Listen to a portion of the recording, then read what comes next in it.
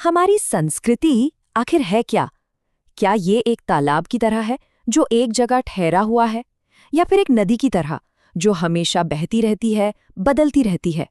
ये सवाल सिर्फ सुनने में अच्छा नहीं लगता, बल्कि ये किसी भी देश की सांस्कृतिक विरासत के भविष्य से जुड़ा एक बहुत ही गहरा सवाल है। चलिए इसी दमदार तर्क को समझते हैं। देखिए, यहाँ पर ना दो तरह की सोच सामने रखी गई है।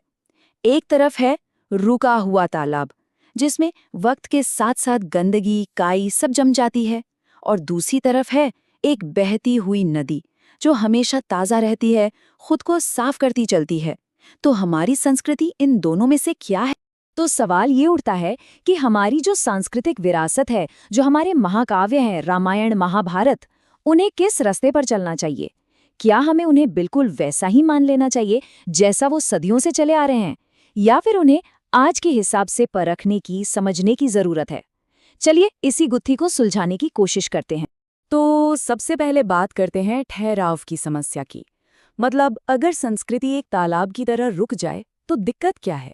सोचिए कि सदियों से जब कहानियां लिखी नहीं जाती थी, बस सुनाई जाती थी, तो हर सुनाने वाले ने उसमें थोड़ा बहुत अपनी तरफ से जोड़ दिया, कुछ खूबसूरत बनाने के लिए, कुछ उसे और असरदार बनाने के लिए। अब हुआ ये है कि इन परतों के नीचे जो असली ऐतिहासिक बात थी, वो कहीं धुंधली हो गई है। इसी को यहाँ सांस्कृतिक प्रदूषण कहा जा रहा है। मतलब जो असलियत के इतिहास के बीज थे ना, उनके चारों तरफ अब काल्पनिक और कई बार तो अतार्किक कहानियों का पूरा का पूरा ढेर लग गया है, और जो असली कहानी थी वो इन्हीं परतों के नीचे कहीं दबी पड़ी है। अच्छा, तो अब आते हैं दूसरे हिस्से पर, इतिहास बनाम काव्यात्मक सत्य। इस प्रदूषण से निपटने के लिए एक बहुत ही जरूरी फर्क करने का सुझाव दिया गया है, और ये फर्क बहुत जरूरी है। समझने की कोशिश करते हैं। एक तरफ है इतिहास। इतिहास को क्या चाहिए? उसे चाहिए सबूत, फिजिकल एविडेंस। सिर्फ ये कह देना कि कोई जगह मौजूद है काफी नहीं है। और दूसरी तरफ है पौराणिक कथाएं।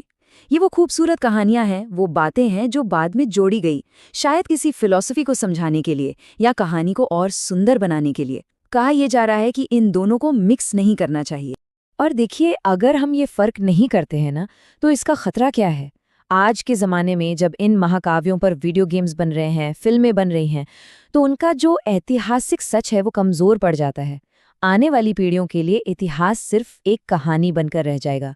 तो फिर इसका हल क्या है? इस सांस्कृतिक तालाब को साफ कैसे किया जाए?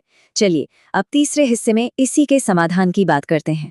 यहाँ एक नेशनल कल्चर कमीशन बनाने का आइडिया दिया गया है। एक ऐसी बॉडी जो ऑटोनोमस हो, मतलब सरकार से अलग। और इसका काम क्या होगा? 3 स्टेप्स में।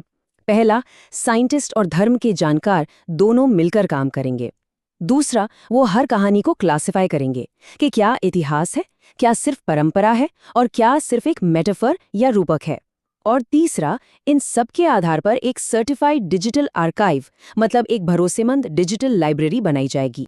और इस कमीशन में होंगे कौन कौन?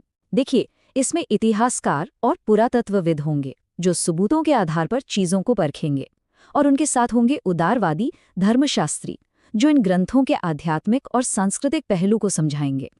तो मकसद ये है कि विज्ञान और आस्था को मिलाकर एक प्योर या शुद्ध वर्जन तैयार किया जाए। अब आते हैं चौथे हिस्से पर। इसका लक्ष्य क्या है? एक जागरूक आस्था। अब सुनने में शायद ऐसा लगे कि ये सब आस्था को कमजोर करने के लिए हो रहा है, लेकिन यहाँ तर्क बिल्कुल उल्टा है। मकसद आस्था को खत्म करना नहीं, बल्कि उसे और मजबूत बनाना है।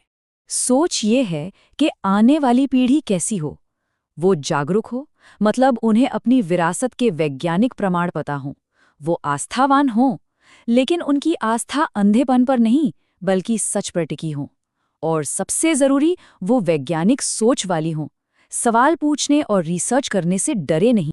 तो फर्क समझिए, एक तरफ है वो आस्था जो अज्ञान पर टिकी है, जहां हर कहानी को सच मानना पड़ता है, और दूसरी तरफ है वो आस्था जो सत्य पर आधारित है।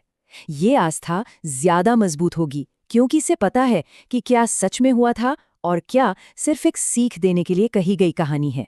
और अब आते हैं 5वें और आखिरी हिस्से पर, प्रदूषण से पवित्रता तक। यहाँ ये पूरी बहस एक बहुत बड़े राष्ट्रीय सपने से जुड़ जाती है। तर्क ये दिया जा रहा है कि जब हम अपने महाकाव्यों को एक प्रमाणित इतिहास के तौर पर दुनिया के सामने रखेंगे, तभी भारत असल में एक विश्व गुरु बन पाएगा, एक ऐसा लीडर जो दुनिया को रास्ता दिखाए। और यहीं पर ये पूरा विश्लेषण हमें एक बड़े और ज़रूरी सवाल के साथ छोड़ जाता है। क्या वाकई एक सर्टिफाइड हिस्ट्री ही दुनिया का वैचारिक नेता बनने का रास्ता है? ये एक ऐसा सवाल है जो हमारे इतिहास, हमारी आस्था और हमारे भविष्य तीनों के रिश्ते पर हमें सोचने के लिए मजबूर करता है।